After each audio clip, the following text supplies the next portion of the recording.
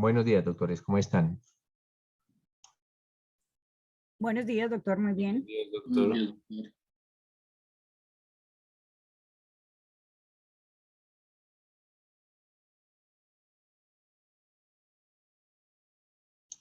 Bueno, el día de ayer quedamos en lo inherente a la acreditación del testigo. Estamos hablando de qué? Estamos hablando de la pericia como un elemento o como elemento de prueba dentro del procedimiento penal colombiano.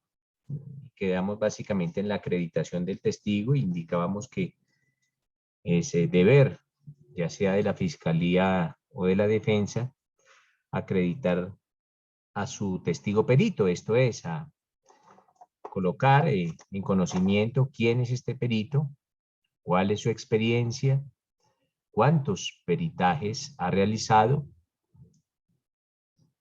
en caso tal que sea docente, en dónde ha sido docente, por cuánto tiempo, en caso tal que haya escrito obras técnico-científicas, cuáles, y si esas obras han tenido aceptación por parte de la comunidad técnico-científica. Todos estos aspectos hacen parte de la acreditación del testigo. Es importante resaltar igualmente, doctores, que de acuerdo con los artículos 412 a 415 de la Ley 906 del 2004, la prueba pericial se compone de dos actos. El primero se denomina el informe. A este informe se le denomina informe de experto, que debe de ser relacionado en el escrito de acusación por parte de la Fiscalía en caso tal que quiera incorporarlo, y tiene que ser descubierto. Generalmente los escritos de acusación contienen esa base de opinión científica. Ese informe, mis doctores, debe entregarse con la suficiente antelación a la contraparte. ¿Para qué? Pues básicamente para garantizar este principio como el derecho a la contradicción, estos derechos como el derecho a la contradicción y el principio que se denomina o que ustedes conocen como igualdad de armas. Ese escrito previo o ese informe base de opinión pericial pues sirve para que la contraparte prepare lo que posteriormente o la otra semana vamos a conocer como el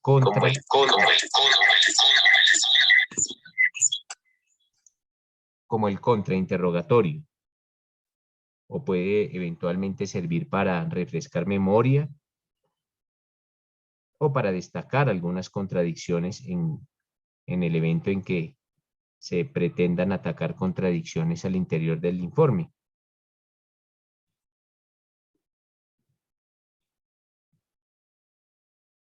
La segunda parte de la pericia está compuesta por la declaración del testigo, ojo, la declaración del testigo o del testigo perito en este caso, del testigo perito el día del juicio. ¿Cuál va a ser la labor del perito en el juicio? Pues básicamente traducir en un lenguaje comprensible ese informe base de opinión pericial, explicar cuáles fueron todos los procedimientos que realizó y que lo llevaron eventualmente a alguna conclusión.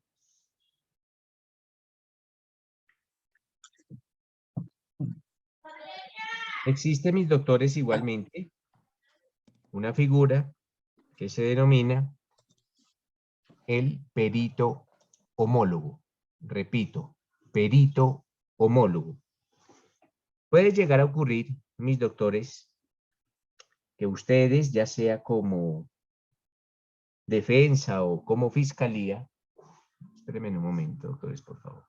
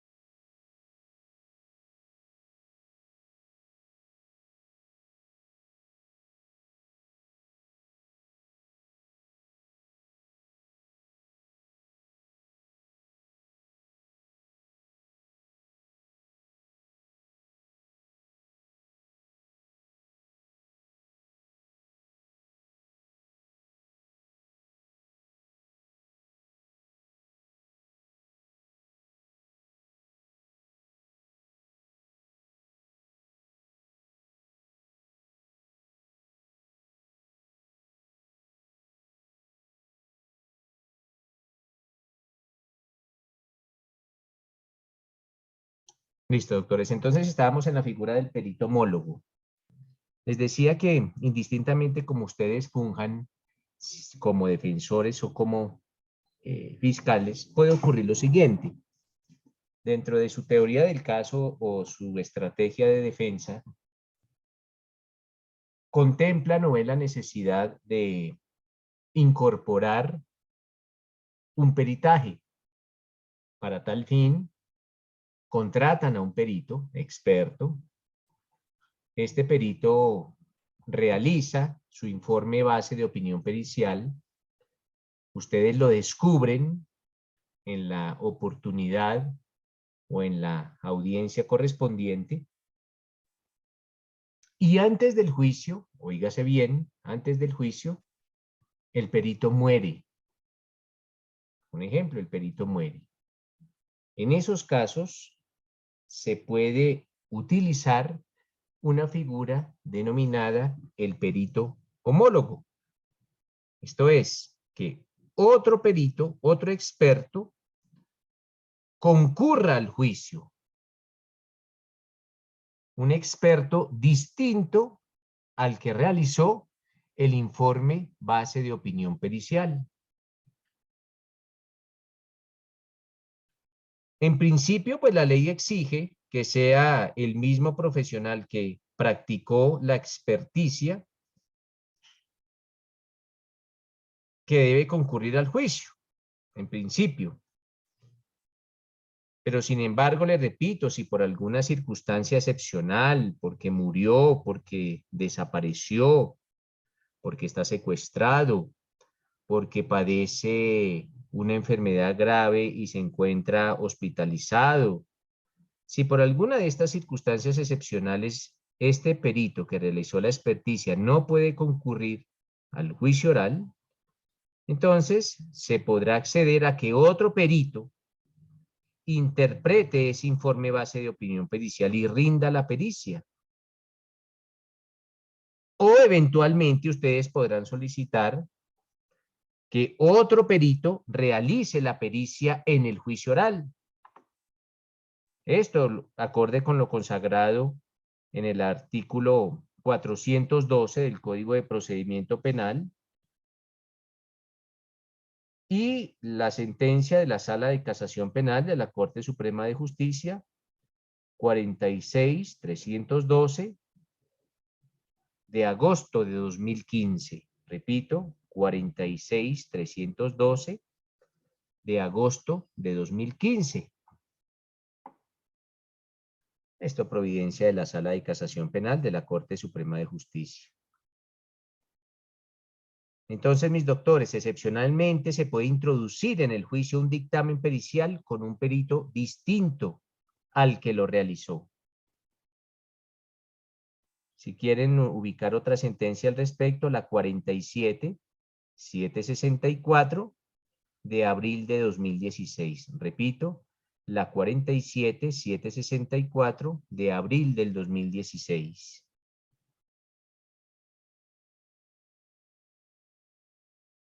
En estos casos, mis doctores, la parte interesada de solicitar este perito homólogo, pues tiene una carga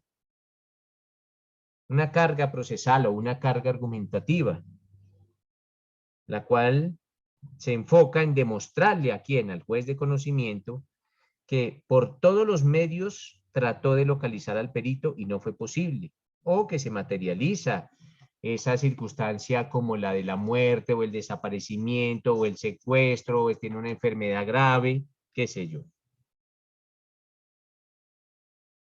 Entonces, por favor, ojo con el perito homólogo. Es importante también, mis doctores, indicar cómo se valora, ojo, cómo se valora y cómo se controvierte la prueba pericial.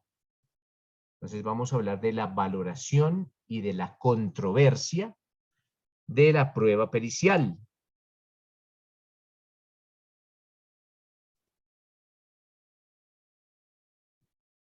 Lo que importa, mis doctores, a la hora de valorar o a la hora de controvertir una prueba pericial no es el dictamen del perito, no, o las resultas o las conclusiones a las que haya llegado el perito. Cuando ustedes vayan a analizar un dictamen pericial, no se fijen o no crean que lo más importante es a las conclusiones a las que llega el perito, no. Lo que tiene más trascendencia en un dictamen pericial es el procedimiento técnico-científico que se empleó en ese examen. Porque si las conclusiones a las cuales se llegó no siguieron un procedimiento técnico-científico, pues carecerán de cualquier valoración o la valoración será mínima.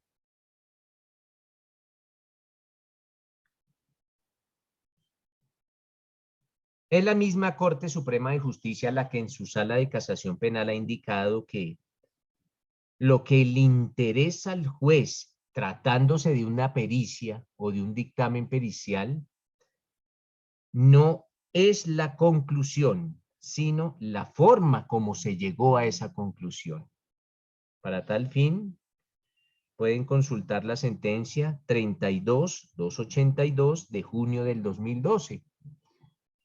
Ese es el soporte de la argumentación que acabo de realizar. Es la misma sala de casación penal la que ha indicado que no importa, lo importante para el juez no es la conclusión, sino la forma como se llega a ella. Esto es, el procedimiento técnico-científico que ha empleado ese perito para arribar a esa conclusión. Rocío, te escucho.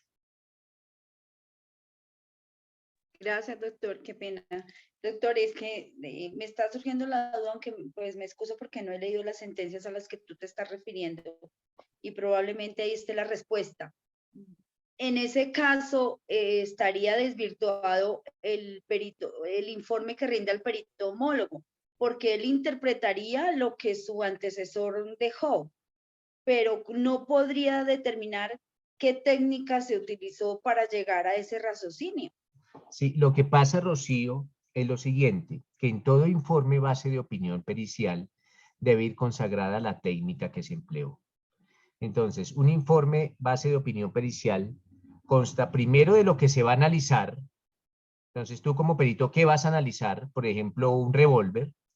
¿Qué técnica vas a emplear para analizar ese revólver? ¿Y a qué conclusión arribas o a qué conclusión llegas? Por ejemplo, que el revólver es apto para realizar disparos, pero la técnica o el procedimiento tienen que ir consignados. Pues básicamente cuando un perito homólogo acude al juicio, lo que pasa es que simplemente se limitará a leer lo que consignó su antecesor.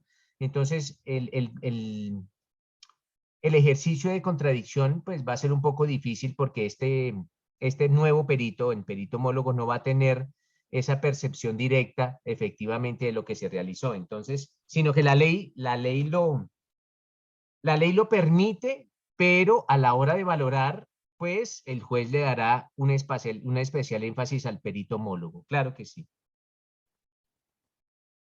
No, y tampoco es Gracias. para que leas, bueno, estas sentencias no las tienen que haber leído anticipadamente, sino que yo les digo, si desean ahondar en los temas, pues por eso les voy dando las sentencias como para que tengan ese arsenal de jurisprudencia mañana o pasado mañana cuando tengan esos temas y esas jurisprudencias, yo es porque ya tengo cada tema, o sea, los temas como uno los va leyendo paulatinamente, entonces va haciéndose como una línea jurisprudencial y las tengo pues previamente anotadas. Entonces sobre tal tema leer tal jurisprudencia o esta. Pero entonces ustedes también van haciendo ese arsenal o ese cúmulo de jurisprudencia por cada uno de los temas. Es bueno tener diferenciadas las jurisprudencias por los temas porque así se nos hace un poco más fácil ubicarlas. ¿Vale, Rocío? Gracias, doctor. Listo. Entonces, mis doctores, les decía que lo importante es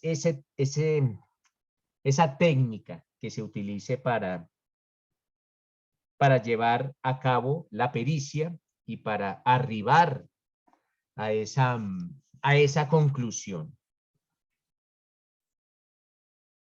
Vamos a hablar ahora, mis doctores, de la prueba documental. Ojo, de la prueba documental. Acuérdense, mis doctores, que sobre documentos, pues por allá el Código General del Proceso trae consagrada unas definiciones de documentos y unas clases de documentos. Si ustedes se remiten por allá al artículo 243 del Código General del Proceso, pues por allá se enuncian algunas clases de documentos. El mismo Código Penal, en su artículo 294, trae consagrada también la definición de documento, en tratándose de delitos que afectan precisamente elementos documentales. Asimismo, mis doctores, es la ley, el Código de Procedimiento Penal, la ley 906 del 2004, la que en su artículo 424 hace como una enunciación, que no es taxativa, de la prueba documental, que indica al final, en su numeral 15, que cualquier otro objeto similar o análogo a los anteriores.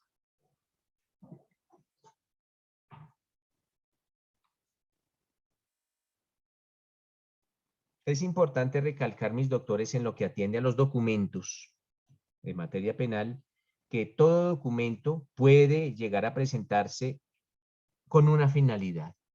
O sea, si presento un documento a algún juicio, esa presentación o esa incorporación del documento debe tener alguna finalidad.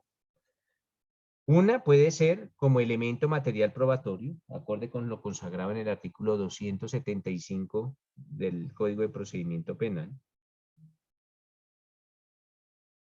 U otro puede ser como medio de conocimiento o como prueba documental, como medio de prueba o como objeto de prueba. ¿Cuál es la diferencia que llega a presentarse entre el medio de prueba y el objeto de prueba? Cuando el documento se utiliza como medio de prueba, lo que se persigue es demostrar unos hechos. Unos hechos. Pero puede pasar, ojo, puede pasar que los hechos objeto del delito estén consignados en el documento. Por ejemplo, si en un documento se plasman afirmaciones que atentan contra la honra de una persona, o si en ese documento se plasman afirmaciones o se realizan imputaciones delictivas falsas contra otra persona, pues ese documento será el objeto de prueba, será lo que se busca probar. Voy a probar que lo que se plasmó en ese documento es una calumnia o eventualmente una injuria. Entonces, los documentos se pueden utilizar como medio de prueba para tratar de demostrar otros hechos o como objeto de prueba. Esto es para demostrar que lo que se plasmó en el documento es lo que efectivamente materializó ese delito. Ese es el distinto tratamiento que tienen los documentos en materia penal. La prueba por excelencia, doctores, en el Código de Procedimiento Penal o en el procedimiento penal, la prueba por excelencia es el testimonio. ¿Y qué quiero significar con ello? Si ustedes cuentan con un informe base de opinión, un informe base de opinión pericial, pues tendrán que llevar o al perito que realizó la experticia o al perito homólogo al juicio para que con su testimonio se incorpore esa pericia.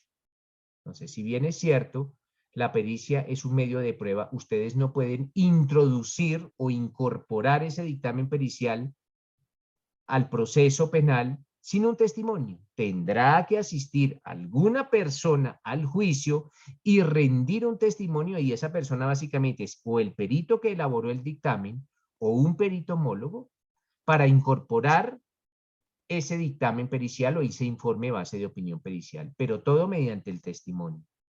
Asimismo ocurre, doctores, con los documentos. Todos los documentos privados tendrán o requerirán un testigo, esto es, quien haya suscrito ese documento, para poder incorporarlo en el juicio. Ojo, estoy hablando de los documentos privados. Si cualquiera de ustedes suscribe un documento privado y se desea, ya sea por parte de la defensa o por parte de la fiscalía, incorporar ese documento privado, tendrá que ser la parte que lo suscribió quien acuda al juicio y con su testimonio le indique al juez, el día del juicio oral, que suscribió ese documento, que lo autentique. Básicamente es autenticarlo, es que reconocer que esa persona fue quien lo realizó, fue quien lo elaboró, fue quien lo suscribió, y le indique qué consta dentro del documento para que pueda ser introducido al proceso. En tratándose, doctores, de los documentos privados, no es, bueno, esa figura consistente en que la persona que suscribió el documento o que lo elaboró, que lo efectuó, acuda al juicio para incorporarlo con su testimonio, se denomina el testigo de acreditación. Repito, testigo de acreditación. Pero en tratándose, doctores, de los documentos públicos, no se necesita testigo de acreditación. Entonces, los documentos públicos se pueden incorporar al juicio sin testigo de acreditación. Un ejemplo.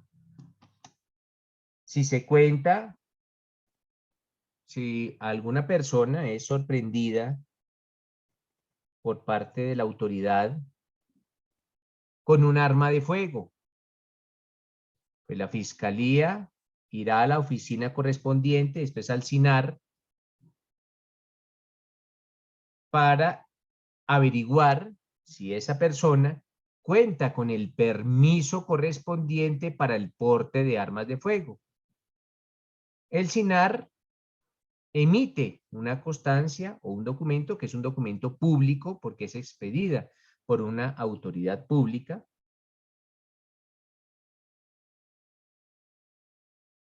Y esa constancia, por ser documento público, la puede introducir o la puede incorporar la fiscalía al proceso sin traer al representante legal de la entidad pública. No, simplemente le dice, señor juez, aquí cuento con una certificación, ingresa al proceso. Pero, repito, porque se trata de documentos públicos. Lo mismo ocurrirá eventualmente con un registro civil de nacimiento en el cual se pretenda demostrar la edad de alguna persona. No se tendrá que acudir al notario para que venga al juicio a incorporar ese registro civil de nacimiento o al registrador.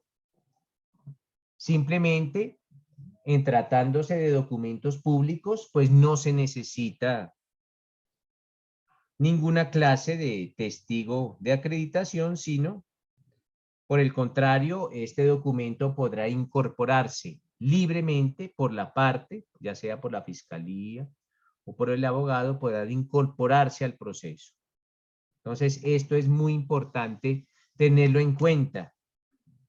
Repito, en lo atinente a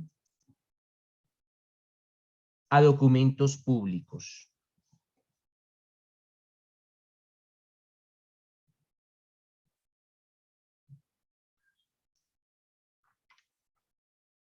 Otro punto a tener en cuenta es que en ocasiones, doctores,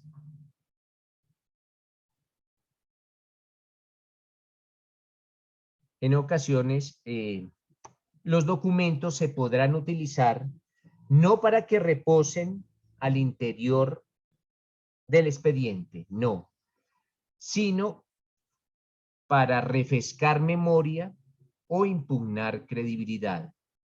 Me explico.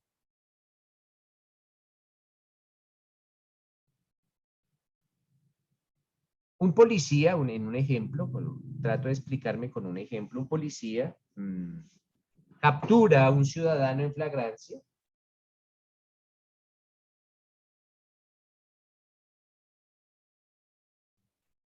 Ya vimos las clases de flagrancia. Policía captura a un ciudadano en flagrancia y en virtud del normal desempeño de sus funciones, elabora un informe de captura en casos de flagrancia.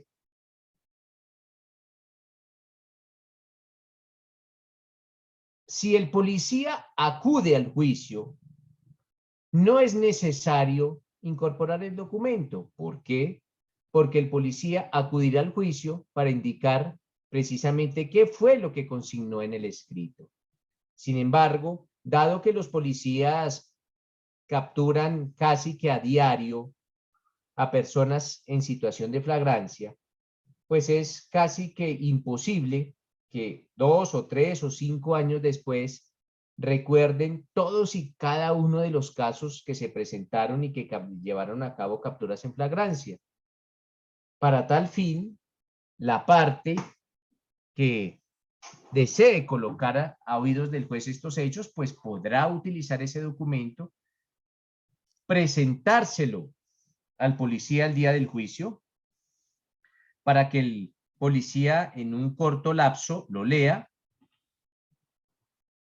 y recuerde ese hecho en concreto. Y una vez ha procedido a leerlo mentalmente y a recordar ese hecho en concreto, le indique al juez qué fue lo que pasó, cómo se presentó esa captura. Entonces, nótese, mis doctores, que en este caso el documento se utilizó fue para refrescar la memoria de este funcionario público. En otros casos, el funcionario podrá indicar en juicio aspectos totalmente disímiles o totalmente distintos a los que plasmó en un informe rendido con anterioridad. En ese caso, la contraparte podrá utilizar el documento no para incorporarlo, sino precisamente ¿para qué? Para impugnar la credibilidad de ese testigo. Entonces, nótese, mis doctores, que el documento puede servir o para ser introducido en juicio o para impugnar la credibilidad o refrescar la memoria de ese testigo. Ahora vamos a hablar, mis doctores, de una figura que se denomina la cadena de custodia. Repito, la cadena de custodia. Esa cadena de custodia, mis doctores, está consagrada inicialmente en el artículo 250. Recuerden que con mucha regularidad vamos a utilizar ese artículo 250 de la Constitución en su numeral tercero. También está reglamentada en el artículo 114 y 216, de hecho 114, 216 y 254 del Código de Procedimiento Penal. Por allá también podrán utilizarse algunas otras normas del mismo código, el de procedimiento penal, como el 254, el 266, el 267. Pero básicamente la cadena de custodia, mis doctores, nos sirve para acreditar la autenticidad de una prueba. Ojo, la autenticidad de una prueba. Y cuando hablamos de autenticidad de una prueba, doctores, pues estoy hablando que esa prueba acata el procedimiento para la protección, para la conservación de esa prueba.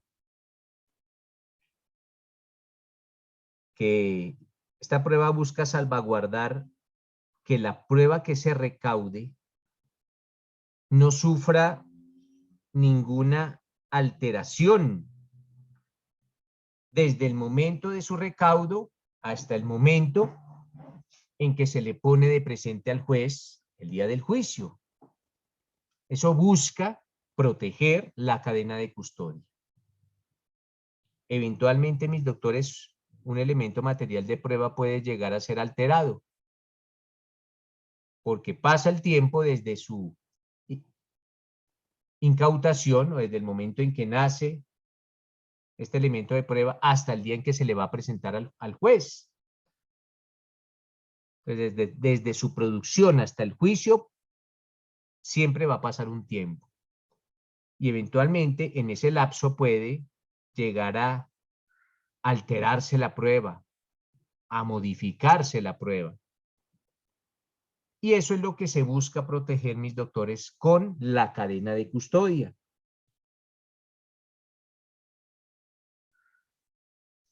Sobre la cadena de custodia, pues hay profusa jurisprudencia.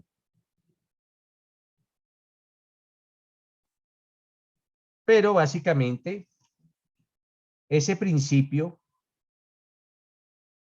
que, aparte de la protección, ese principio que se protege, en el cual sea la misma prueba que se recauda, la que se le lleva al juicio, se denomina la mismidad de la prueba. La mismidad, repito, la mismidad de la prueba. Entonces, cuando hable de la mismidad de la prueba, mis doctores, estoy haciendo referencia a que la misma prueba que se recaudó es la que se lleva al juicio. Y para eso existe precisamente la cadena de custodia. Y que aparte, esa prueba se ha conservado de la misma forma desde el momento en que se produjo hasta el momento en que se le lleva al juicio. Que esa prueba busca indicarle al juez que esa prueba no se contaminó o no se alteró en el lugar en donde reposaba. Sobre cadena de custodia, doctores. Sentencia 30.598 del año 2009. Repito, 30.598 del año 2009.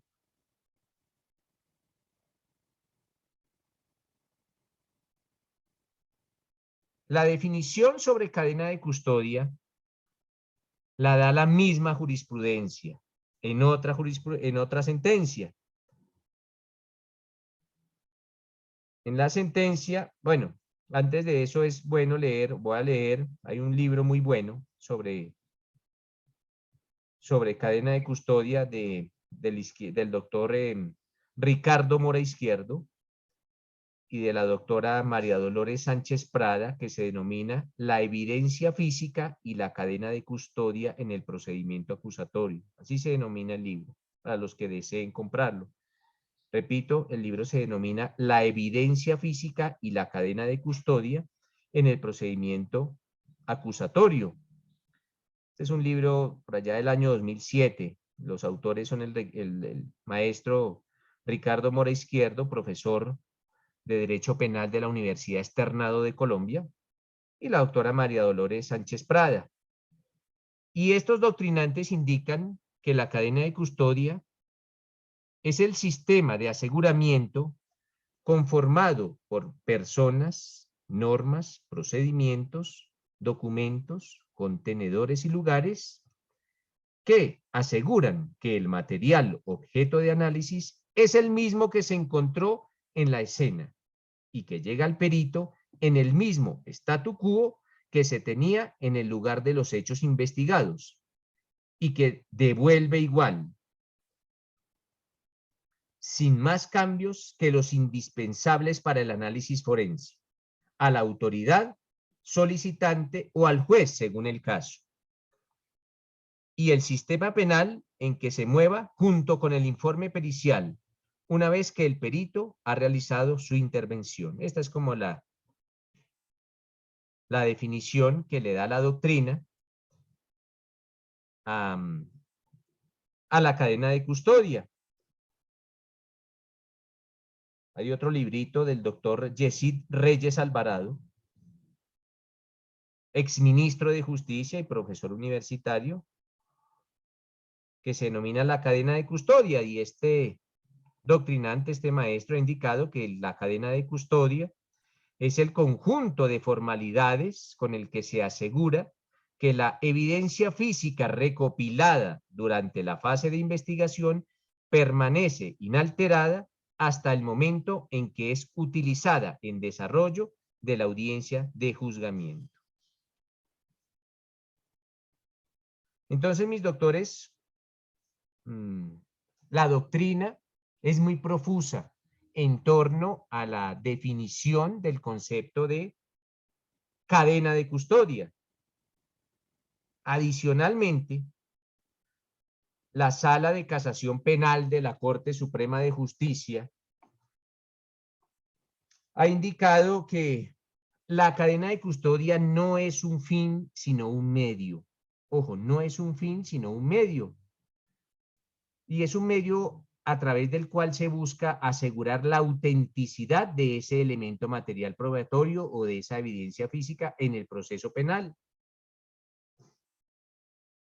Por allá lo indica la sentencia 30598 del 2009.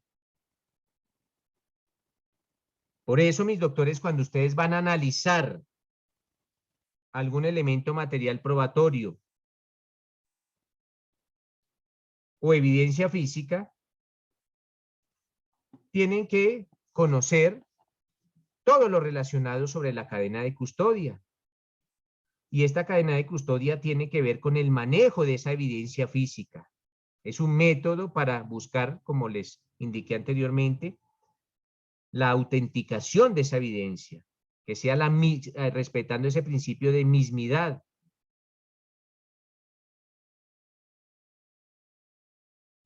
Se han indicado por parte de jurisprudencia y doctrina que ese manejo que se le debe dar a la evidencia recaudada desde el momento en que se halla ya en la escena de los hechos hasta cuando se pone de presento en la sala de audiencias en donde se le va a exhibir al juez, conlleva por lo menos 15 pasos o se deben de seguir 15 pasos. 15 pasos que se deben adelantar y seguir de manera exacta, de manera ordenada. Esto con base, les decía, en la doctrina, en el libro del doctor Mora Izquierdo. Y esos 15 pasos son, primero, acción sobre la escena. Segundo, búsqueda. Tercero, documentación. Cuarto, recolección. Quinto, marcación. Sexto, preservación. Séptimo, embalaje. Octavo, etiquetamiento. Noveno, envío. Décimo, entrega. Décimo primero, recepción. Décimo segundo, procesamiento. Décimo tercero, almacenaje. Décimo cuarto, presentación en juicio. Y décimo quinto, valoración. Este es como el libro más completo que hay sobre cadena de custodia, el del doctor Mora Izquierdo. Igual, en caso tal que ustedes desearan realizar una especialización en Derecho Procesal Penal en el externado, él es profesor de la especialización de Derecho Procesal Penal en el externado, pero es una de las grandes autoridades en materia de cadena de custodia. ¿Qué puede eventualmente ocurrir, doctores? ¿Qué puede eventualmente ocurrir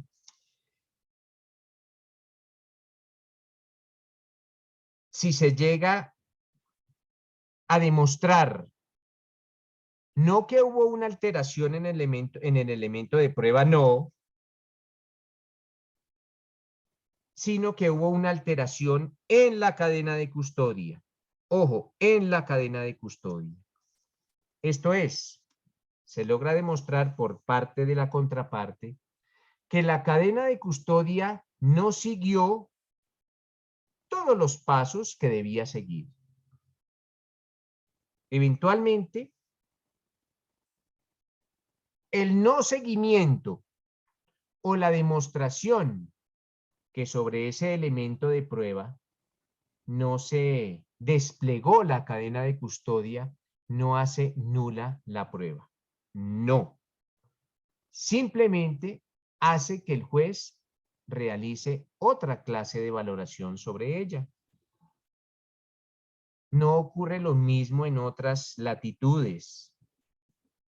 Si ustedes se remiten al caso penal de O.J. Simpson, nótese que el proceso penal por el doble homicidio, O.J. Simpson lo gana porque las pruebas que lo incriminaron no atendieron estrictamente la cadena de custodia. Y en esas latitudes, esto es en el derecho penal anglosajón, si la prueba tiene falencias en la cadena de custodia, no puede ser valorada por el juez. No ocurre lo mismo en Colombia. En Colombia, si la prueba no sigue los parámetros de la cadena de custodia, de todas maneras debe y tiene que ser valorada por el juez. Y el juez determinará si esa afectación de la cadena de custodia tiene incidencia en la valoración probatoria o no. Esto con base en jurisprudencias de la Sala de Casación Penal de la Corte Suprema de Justicia, la 43916 del 2016, la 40835 del 2015, la 30598 del 2009, la 43916 del 2016, la 43916 del 2016 y la 40835 del 2015. Nótese que es una línea jurisprudencial. Entonces, si ustedes como parte advierten falencias en la cadena de custodia, nunca le solicitan al juez que esa prueba salga del proceso, sino simplemente que la valore de una forma distinta siempre y cuando esa afectación o ese no seguimiento de los parámetros o de todos estos pasos que les enuncié sobre la cadena de custodia llegue a determinar que hubo una alteración o que hubo un cambio en la prueba. Era necesario indicar eso sobre la cadena de custodia. Tomémonos 5 minuticos y ya regresamos, doctores. Gracias, doctor.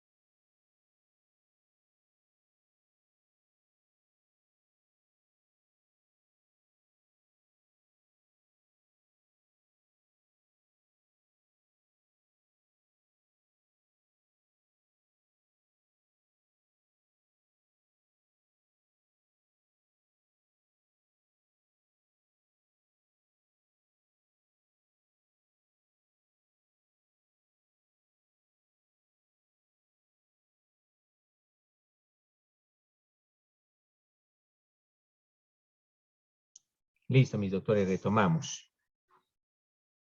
Acuérdense, doctores, cuando hablábamos y es que este es un temita que también es necesario realizar algunas precisiones. Acuérdense cuando hablábamos de la audiencia de acusación. Se indicaba por aquel entonces que en esta audiencia de acusación, entre otros aspectos como la competencia, como el descubrimiento probatorio,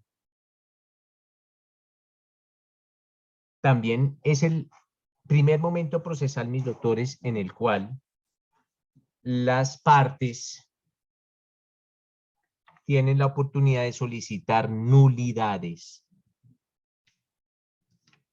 Entonces, mis doctores, la oportunidad para solicitar nulidades es en esta audiencia, inicialmente, es en esta audiencia de acusación.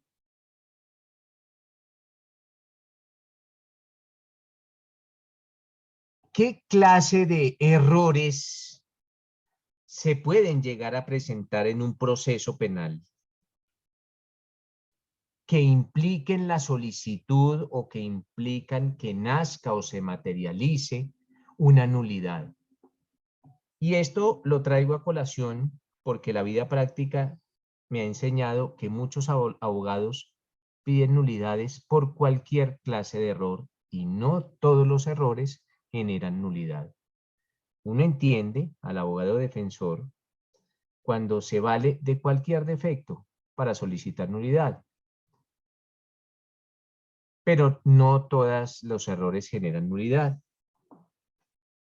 No todos los errores que eventualmente se llegaren a presentar al interior de un proceso son óbice para llegar a deprecar una nulidad. Es necesario, mis doctores, que los errores o las irregularidades que se lleguen a presentar al interior de un proceso, pues se dividen en dos.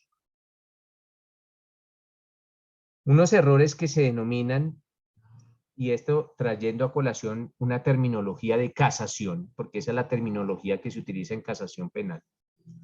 Errores improcedendo. Repito, errores improcedendo.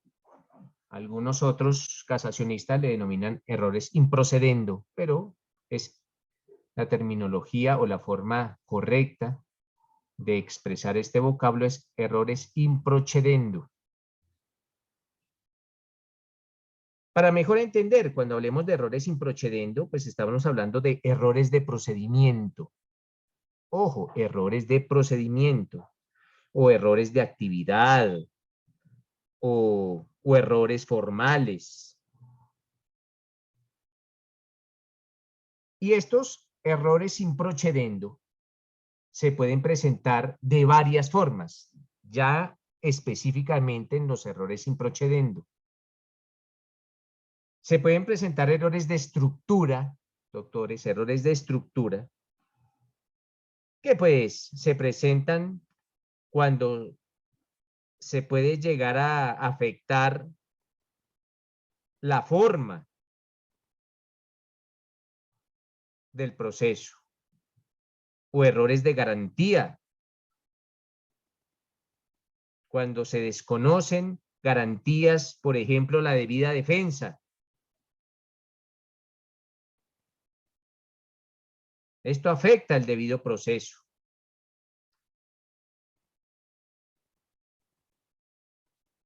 Entonces, cuando se lleguen a presentar, doctores, errores en el procedimiento o errores de garantía, hablamos de errores improcedendo. Sobre errores improcedendo, se puede consultar la jurisprudencia de la Sala de Casación Penal, la 44915 del 2015. Y existen otros errores que se denominan errores injudicando. Injudicando. También se le conocen como errores de juicio o errores de fondo. Y esos errores injudicando pueden ser de hecho, porque eventualmente hubo una defectuosa determinación de los hechos, o se contempló o se observó de manera distinta las pruebas o errores de derecho. Por ejemplo, un error de hecho, un error injudicando de hecho, yo les había colocado ya un ejemplo en donde el testigo manifiesta que el sospechoso tenía chaqueta roja y jean, y el juez en su sentencia plasma que el testigo dijo que tenía chaqueta verde y pantalón de drill. No, eso nunca lo dijo el testigo. Eso es un error injudicando de hecho. Por eso la terminología en casación habla de error de hecho por un vicio injudicando. O estos errores injudicando también se presentan de derecho, cuando eventualmente se puede presentar una defectuosa apreciación del derecho. Por ejemplo, si se llegare a condenar a una persona única y exclusivamente con pruebas de referencia. En ese caso se presenta un error que se denomina error injudicando de derecho.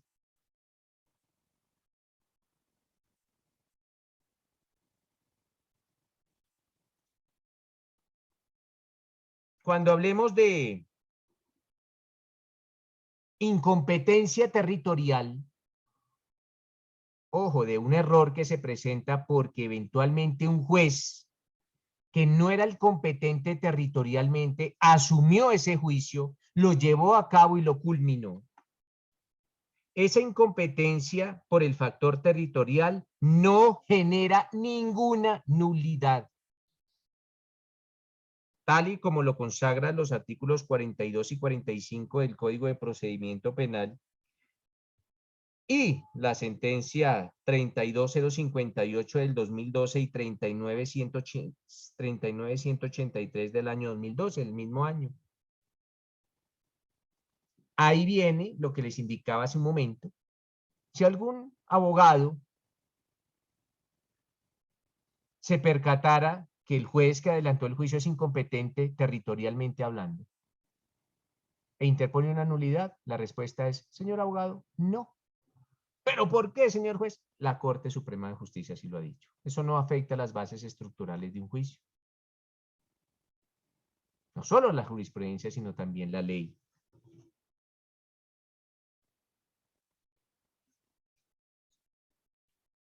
Entonces, mis doctores, no todo error llega a generar nulidad.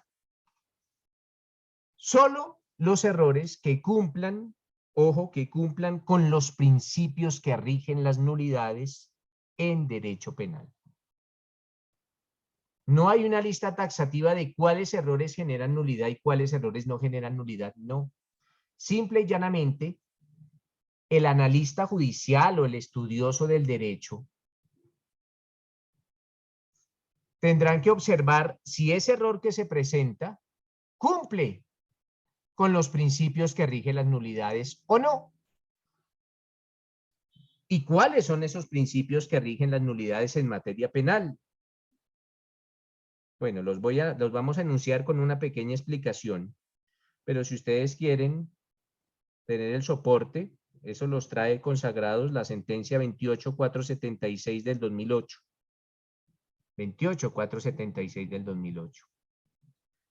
Primer principio que rige las nulidades. Se denomina el de taxatividad, legalidad, especificidad, se llama taxatividad, legalidad, especificidad o seguridad jurídica. Cualquiera de los nombres. Pero más popularmente conocido como taxatividad. Principio de taxatividad.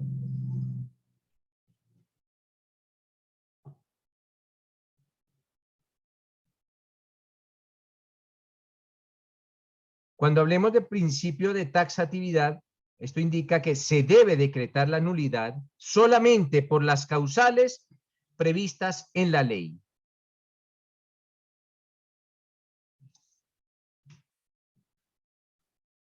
Acordémonos que son violación a la defensa o al debido proceso. Segundo principio, de protección.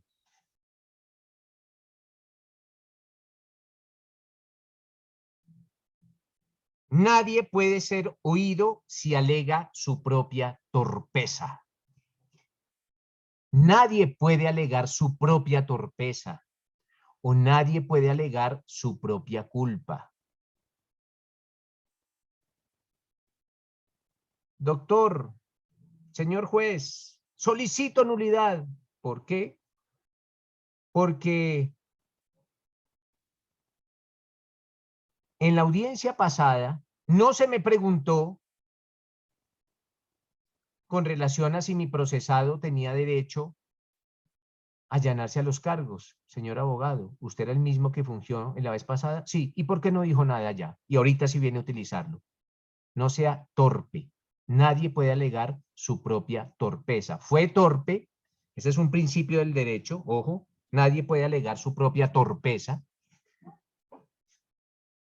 Si era el mismo abogado y este abogado casi que convalidó ese acto irregular, no puede alegarlo con posterioridad. Nadie puede alegar su propia culpa o nadie puede alegar su propia torpeza. Este es un principio general del derecho.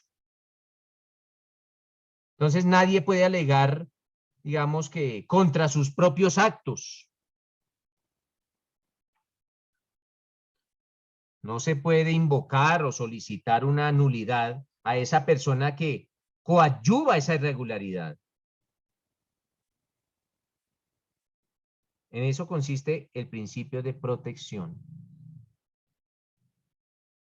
Tercer principio, se denomina el principio de trascendencia.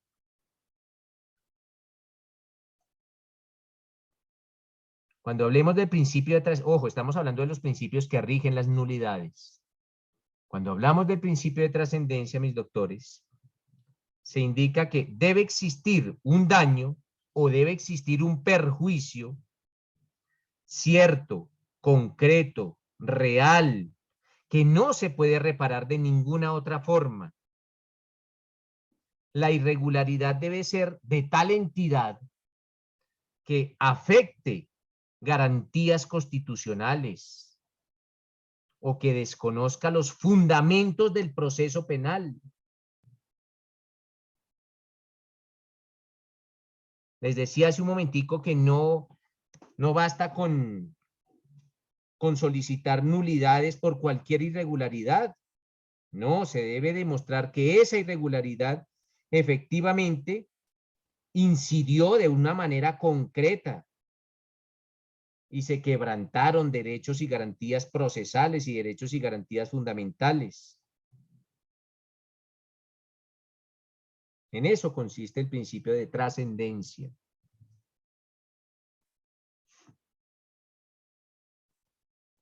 Otro principio, doctores, se denomina el principio de convalidación. Algunos doctrinantes le llaman también de subsanación o de integración.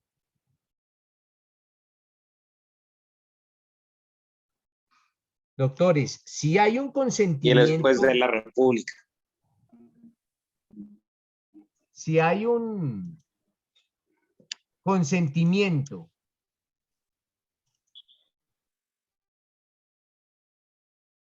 expreso o tácito de esa persona que resultó perjudicada con el acto irregular, no se puede decretar la nulidad. Esto salvo violación de la defensa técnica. Pero no se puede decretar una nulidad si hubo una convalidación de esa parte.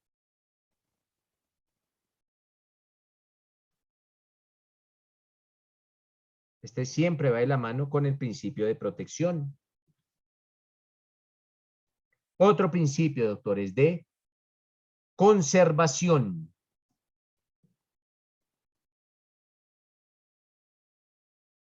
Cuando se habla del principio de conservación, de los principios que rigen las nulidades, se indica que en caso de duda debe mantenerse el acto que se ataca y no decretarse la nulidad.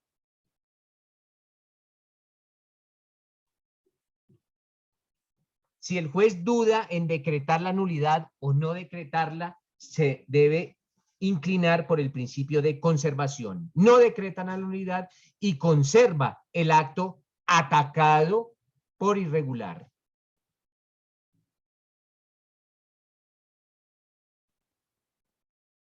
Otro principio, el de residualidad.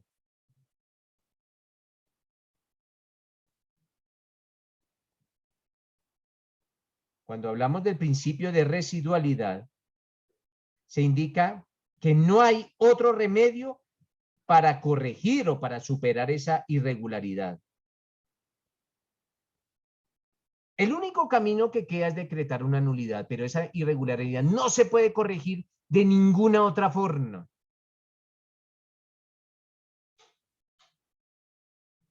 Siempre, mis doctores, se debe acudir como a la solución menos traumática. Y la más traumática de todas es una nulidad. Entonces, de existir una solución menos traumática, no se acude a la nulidad. La nulidad será residual.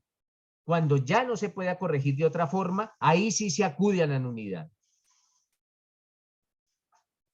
La nulidad, mis doctores, es un remedio extremo.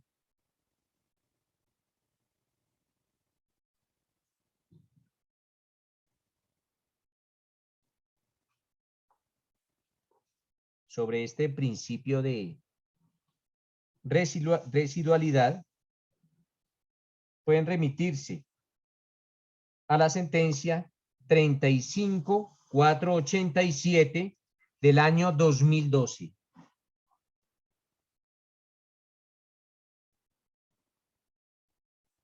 Y por último, mis doctores, el principio de instrumentalidad o finalidad cumplida.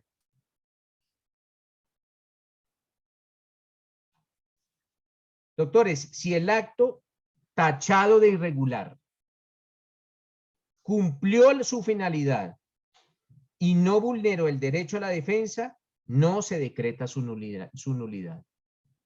Entonces, doctores, solicitar una nulidad al interior de un proceso no es fácil. No es como algunos abogados de poca monta le solicitan al juez: señor juez, le solicito nulidad porque hubo violación del debido proceso y del derecho a la defensa. Y no explican del por qué. No. Explicar cuál fue el acto que se ataca con nulidad, cuál garantía o derecho fundamental se afectó y del cómo se cumplen todos y cada uno de los principios que rigen las nulidades. Y que efectivamente no se puede corregir de ninguna otra forma, sino única y exclusivamente con la nulidad. Por eso es difícil o se presenta en muy pocas oportunidades un decreto de nulidad. La nulidad la podrán solicitar en innumerables ocasiones, pero de ahí a que se decrete es bastante complejo. Y ojo, los términos que se empleen para la solicitud de nulidad corren por cuenta del solicitante, porque en ocasiones también se emplean las nulidades ¿para qué? Para lograr eventuales libertades por vencimiento de términos.